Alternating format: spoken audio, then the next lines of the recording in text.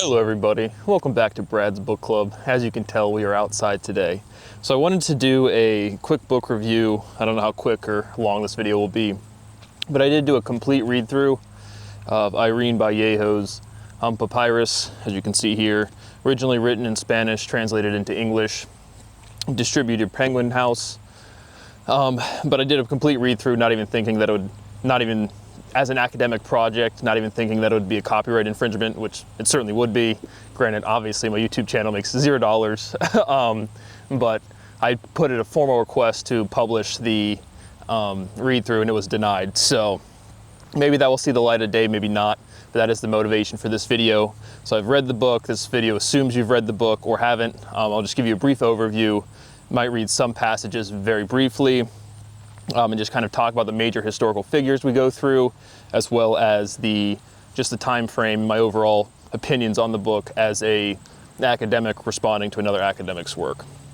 So Papyrus, the invention of books in the ancient world, written by Irene Vallejo, originally out of Spain, or is out of Spain, originally published in Spanish, translated into English. The translator is Charlotte Whittle. And so the setting of the book is ancient Greece. You get some references again to Homer and Hesiod from like those people kind of figures. Again, if you hear the Greek classics or the ancient Greeks that are historical figures, you're going to get Plato, Socrates, Aristotle, Alexander the Great's not really, well, he is Greek, but kind of after the big three. You have Socrates, who just kind of introduces everything through a series of questioning, which is effectively what we're doing. You can deduce logic, you can produce physical results from asking questions, which is what we're doing over in Science Club. That will be the video after this one. But so you have Socrates, he teaches Plato. Plato's kind of a dick. Plato teaches Aristotle. Aristotle's the big guy you know from logic and mathematics, and Aristotle was the teacher or tutor to Alexander the Great, who was the big Macedonian that tried to conquer pretty much East Asia or West Asia or Asia Minor, whatever they call it, all the way up towards Northern Africa. And so we talk extensively about the content of the book is just the evolution of books and how words transmit meaning over time. Obviously from Papyrus, referencing how you originally preserved books and text by handwritten writing. Each individual book as a copyist, has a scribe. And so I think overall what I think the author does really well is the pace of the book, the actual coverage of the historical events. Things I think the author could have done better. And she'll make a point, she'll make a good point, a medium to good point, or a really good point, and then she'll list excessively. So there's a lot of times she makes those points and then she'll list something and then she'll keep right? If you're listing something in an academic work, it should provide some new element to your analysis, some new element to your presentation, your work, your deduction, whatever you're doing. And so I do think she does a little excessive. Again, this is trivial, ticky-tacky stuff, but I think it's excessive on that. And that's really my only negative, I would say, or just critique, but I think the listing is excessive. Everything besides that, again, the historical period of about 500 BC up until from the transition from the ancient Greeks to the Roman Empire, up until about the fall of the Roman Empire. And I think it goes up through Seneca.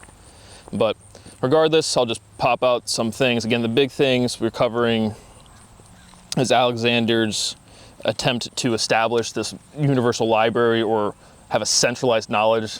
I hate to break it to Alexander, it's not how the world works, but there was no single Alexandria, and so this library is just like this following collection. She does a very good job, I think, like I said, going over the historical developments, the major people you run into. Again, we went Socrates, Plato, Aristotle, Alexander the Great. You learn about Ptolemy III, that whole family, where it's, again, in these ancient histories, you don't necessarily have definitive authorship or definitive who said this or who developed that. Like Homer, right? The Iliad and the Odyssey aren't necessarily definitively this one guy or we don't know. But it certainly reads and historians react to him as it's a single person, but who exactly was Homer? Certainly I don't know. But Aeschylus, Sophocles, and Euripides, your typical big three tragedians. You have, again, playwrights who express comedy and tragedies, the typical dichotomy you hear in the ancient Greek period. All ancient Greeks are kind of trained or have read Hesiod and Homer, who exactly those people are. Again, Homer, the storyteller, Hesiod, a poet, but the time frame is about 650 to 750 BC. But the whole point being is the ancient Greek culture had all read these people. And so you really open up with that's kind of your setting and your major players. But you just kind of go through Alexander's life. But in the year 331 BC, when he founded Alexandria, he was 24 years old and he felt invincible. So again, just some time frames, 331 BC. Obviously, the mid to young 20s, everyone's going to feel invincible. He later dies at 32. Kind of just moving forward. I just earmarked some pages with just some interesting facts, like I did with my other, just calling out different interesting things. And so we learned that Aristotle died in 322 BC. And as I said in my actual read-through, I don't put too much time into like memorizing even like because I put together this video, I know, but previously to that I didn't know like Socrates, Plato, Aristotle, Alexander the Great, because it's just like, why? Like, cool, if you have to go do a test in high school, but I'm doing this as an academic, it's like, what's the point of memorizing that? What's the point of memorizing Henry VIII's wives? Like, what's the point of that stuff? And so whenever I'm doing history, it's always to apply to something today. Sure, I like to memorize facts, I like to play trivia, I do all of that stuff too. But for academic work, I could make a whole nother video on what I think should be established for like a PhD, or what really differentiations amongst degrees, what it should establish in society, which I might do. But sticking to the book report, we learn about, again, the Near East containing Mesopotamia, it's like northern Iraq, Syria area, Syria, Asia Minor, and Persia. Kind of the other big, like what's happening at this time frame. Again, Persia's present-day Iran area, Syria's still present-day Syria, Mesopotamia is like Iraq area. Still don't know what people mean by Asia Minor, but where exactly is Asia and Europe's divide? Arbitrary. What exactly is the prime meridian? Arbitrary. So moving along, again, we start out in the ancient Greeks. Kind of do a good thing there with Ptolemy. She spends the lost world of orality, and kind of ironic when I literally have a provably an infinite H index, like all logical structure, I'm the one that proven that. And so you're reading a book that you can't publish your read through, and then you get to a chapter and it's the lost world of orality. And there's not a single other person on this planet that has articulated orality as a fundamental theorem, and then sensorality is like the base of that is orality, which is kind of interesting. But that was just funny. But she talks about how the book progresses into how most tradition is preserved as word of mouth, which is just historically true. Writing is a new phenomenon. I emphasize in the read through that, again, there's no real uniqueness. Like, people look at the ancients like it's some classical period. And maybe Aristotle's a big logic dude for you, he just isn't for me. But in general, it's like, you don't need to learn everything from the past to contribute to the world today. That's just not how the world works, right? You go to school till you're like 18 or maybe 22, or maybe you get a PhD, but most of your life you're spent working, right? You can learn all you need to do to be a productive and genuinely develop new things, whether that's scientific research, being a productive family person, or just contributing to your society in any way possible. Talk about a quote here from Socrates. Socrates wasn't, or not a quote, but Socrates wasn't the only great thinker who, at the crossroads of communication, refrained from writing. Pythagoras, Diogenes, Buddha, and Jesus of Nazareth all opted for orality, which really gets at to why write anything down, which is a very poignant thing that I had in about 4th or 5th grade. I actually had a day where I shaded my entire notebook paper with pencil, and then to take the notes I erased as opposed to writing stuff down, because I was literally like, what's the point of writing this stuff down? If it's written down, it's already completely known, and there's nothing new that you're going to generate from that. So what is the point of actually writing things down? And this was, again, as a 5th grader. Granted, I was developed in my mathematical journey at that point, but it was just like, why write anything down? Is there inherent value to writing things down? I think there's inherent value to teaching, like me presenting, speaking out loud, articulating the information that I've read. But word of mouth preserves all of the meaningful stuff, right? Like I said, if you're in a tight spot and you say, ladder now, or get out, or some sort of concise statement because you need to transmit meaning, I think oral tradition would preserve all of the core meaning stuff, but all of the details would certainly get obfuscated. You play the game telephone in high school, stuff like that would still apply. But I don't think you learn or you lose any genuine information from word of mouth or from writing. I think it's really arbitrary, right? Should you read a book or should you listen to an audiobook? If you're actually engaging with the material and then trying to present it or demonstrate that you've learned it, whether just talking to a friend, doing a class presentation, so on and so forth, I don't think it matters if you read a book or listen to an audiobook. You just have to process the information and then demonstrate that you've processed it. Not even for like a school or anything, just to, that's part of the learning process, is articulating it, expressing it outwardly. So pretty arbitrary whether you want to write or just speak out loud. I do both. There's there's two ways, or I'm trying to think of a good cliche, but can't. The Greeks adopted the Phoenician writing system completely freely. And so all of the letters, the Romans are translated the Greeks, and the Greeks translated the Phoenicians. So a lot of the letters that you're looking at, the quote-unquote Roman alphabet, was based on the Phoenician alphabet. But remember, all of these letters have geometric principles that the entirety of humanity is condensing to the most efficient form. So what that is, I don't know, but we'll find out together. So we just learned about where the shapes and what our alphabet comes from. Again, like I said, the pace of the book I think was well done. I thought it was overall a good read. And I think I gave Michanowski, The Goodbye Eastern Europe, a 6.7, again, totally arbitrary. But both books I would recommend reading. This one I'll say right around the same, 6.7 to 7.0, totally arbitrary. We talk about traveling bookstores, just how you go from Alexander's great quest to have this one big library to, it's Alexandria is not one city, and so it's just how people transmitted books without having the digital age, computers, tablets, centralized information banks in that sense. We learn about Aristophanes of Byzantium, who was a playwright and a comedian. What was interesting for me with him was he did have personal, right? You may wonder, how personal were comedians about politics back in the day. And so she does a good job describing how a lot of his plays started out really personal, but then as the heat got turned up in certain situations, because all the ancients are always at war, just pretty much human beings are always just fucking killing each other.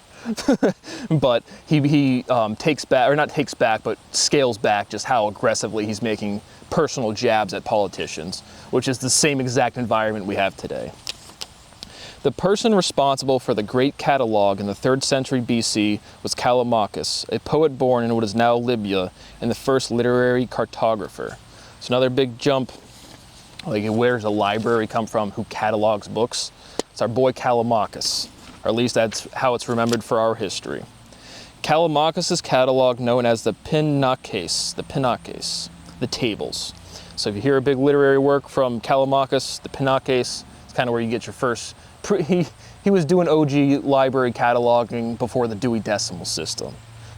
Dewey Decimal ain't got shit on Callimachus. So he moves well through here. What do we got? Sappho was short, dark, and unattractive. An ancient poet. Vallejo, the author, does a good job of describing, I think I'd say an adequate job of describing women in the current time.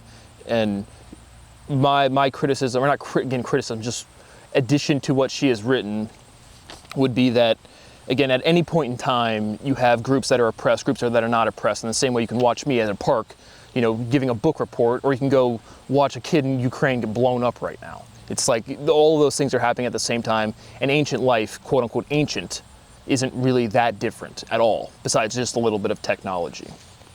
And so there was women who wrote, she had, kind of questions about how many women were educated or were writing. Any group that was oppressed at any point in time from any culture was certainly trying to free themselves or to express themselves, guaranteed. So she does, I'd say, an adequate job, but does a good job describing Sappho's life, just a famous female poet who kind of describes your day-to-day life in the ancient Greek world. Talks about both Vallejo, this author, and Sappho, just lovers. There's discussion of, should you write about sexuality? Of course. Like, I have never understood being a human being and get offended by people being human beings, especially if you're not like at a park exposing yourself.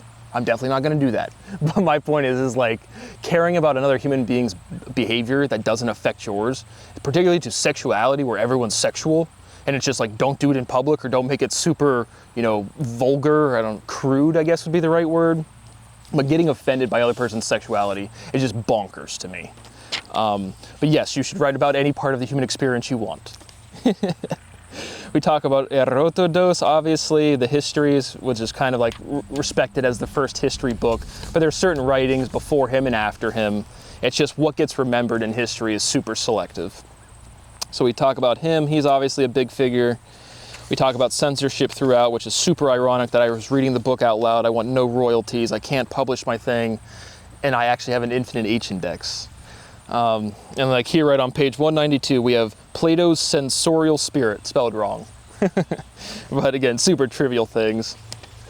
And we talk about the 3 destructions of the Library of Alexandria, just different groups coming in. Again, any group takes over any group, they kind of want to destroy all of their culture, or they assimilate some, as in this book we see with the Romans. There's the Romans meet the Greeks, and she alleges, which I don't think is, again, historically that true, that the Romans were kind of this mundane, boring society, and the Greek had all of this vivid, vibrant lifestyle, and the Romans had none. I think both, again, just different pockets of society. Certainly there'd be boring parts of the Greek culture, and certainly there'd be vibrant parts of the Roman culture. We learn about Cleopatra, a lot of the ancient Romans. She was the last queen of England and the youngest. She ends up killing herself. And that's when you get Julius Caesar and Mark Antony. Again, not a period of time that I've personally put much time into knowing, but she killed herself in 30 BC. And again, you just reference and talk about the different ancient Romans of relevance. But just a lot of wars, killing each other and stuff like that. The classic human behavior. You learn about the brothers Romulus and Remus, who is again founding why we're Roman. The Roman alphabet is because Romulus was the brother that didn't die. I think he kills him or something. But that's why you have the Roman, is because of Romulus. And that was they dreamt of building their own city on April 21st in the year 753 BC. So again, that's more of when they expected or think Homer and Hesiod were kind of working. But again, like these ancient poems were recited by everybody. And so was there some addition from an individual? Certainly. Was it known throughout the entire culture? Certainly. And she does a good job of talking about, like, you know, how would you assign copyrights, or, you know, what establishes, you know, World War II happened for everybody. World War I happened for everybody. Like, how much originality and what establishes that originality for you to have ownership of that commentary or whatever. Certainly is there. Again, it's very clear if you're just stealing someone's work. It's very clear if you're just not, you know, like I said, doing a read through or putting pages on the screen. But what exactly is that boundary of copyright? Because I own, like I said, my mathematical proofing literally establishes the structure of all sentences. So, like, do I own all language? Of course not. But, like, well, honestly, what's the line? But you talk about how, again, the Greek society transitions into the Romans, doing a good pace all the way throughout, a little excessive on the listing. We talked about the women, and obviously, again, how our books are preserved, how is language, culture, lifestyle transmitted, going from oral tradition to writing. And so that really kind of finishes it up with the Roman Empire falling in, whatever it is, 476. By Germans, which again I said in my read through, but I heavily suspect that it was an inside plot, or there was some sort of coup going when a lot of the Roman Empire was Germanic tribes, or at least Germanic rooted people. And so overall, like I said, good book, definitely recommend you reading it. Some of the translation was a little sloppy to me. Again, I didn't read the original, but you can just tell it's like you're adding a bunch of words, and some of the phrasing doesn't even like make consistent sense in English. So clearly that's wrong. But it could be, again, you can have word salad originally in Spanish, and there's no way to translate any meaning because there isn't anything there. Or you could be directly clear, or not even directly clear, but directly written in Spanish, and then just trying to add meaning where there isn't when you translate something. Right? When you translate something, you don't lose anything in translation, you just add more words. And so if you don't do it one for one. And so, because again, context provides all the differentiation. And so that is it for Papyrus. I will do a unit now on law. I have a book. It's by Breyer, a former U.S. Supreme Court Justice, and it was literally titled, you know, here's why I chose pragmatism as opposed to textualism in terms of constitutional law. And I was like, that's directly wrong. That's like going past a book on a shelf and it's like, here's why I believe 1 + 1 = 3. It's like, well, it doesn't, but let's see what you have to say. And it's a Supreme Court Justice, so, because again, a lot of this proving directly extends into law, and it's just straight up. That's not me trying to sound cool or whatever. It's just true. And so overall, really thoroughly enjoyed this book. Hopefully the read-through gets to see the light of day. I don't give a single fuck about any royalties. I just enjoy reading out loud, which is like heavily context, like heavily articulated in the book as to why that's relevant and people doing it throughout history. But if I get some okay on that, that will see the light of day. It's on my hard drives. Science team has them. But overall, invention of books in the ancient world, Papyrus by Irene Vallejo. Good job. So thank you for watching, and I will see you on the next one.